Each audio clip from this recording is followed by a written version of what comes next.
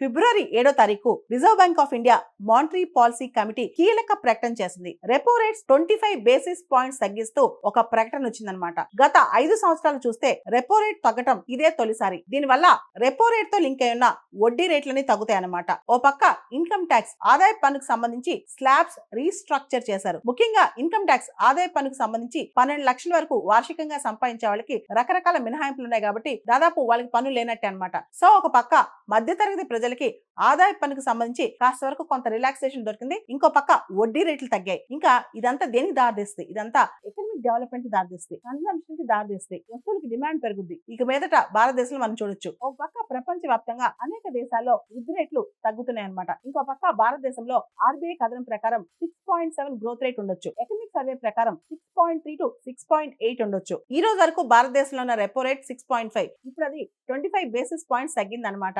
అసలు ఇక్కడ repo rate అంటే ఏంటో మనం తెలుసుకోవాలి. రెపో రేట్ అంటే రిజర్వ్ బ్యాంక్ ఇతర బ్యాంకులకి ఎంత వడ్డీ రేట్ కి అప్పిస్తుంది అనేది రెపో రేట్ అనమాట. రెపో రేట్ ఆధారంగానే ఇతర రేట్స్ కూడా డిసైడ్ అవుతాయి. అంటే ఇంట్రెస్ట్ రేట్లు తగ్గనున్నాయి అన్నమాట. ఇంట్రెస్ట్ రేట్లు తగ్గితే ఆటోమేటిక్ గా మార్కెట్లో జనం చేతిలో డబ్బులుంటాయి. అంతేకాదు ఈ బడ్జెట్ 2025-26లో ఇన్కమ్ ట్యాక్స్ లో కూడా కాస్త రిలాక్సేషన్ వచ్చింది కాబట్టి ఏదైతే భారతదేశంలో కన్సంప్షన్ ఉందో అది పెరగబోతుంది. ప్రజల చేతిలో డబ్బులు కనపడబోతున్నాయి. ఖచ్చితంగా ఇది శుభ పరిణామం అని చెప్పొచ్చు.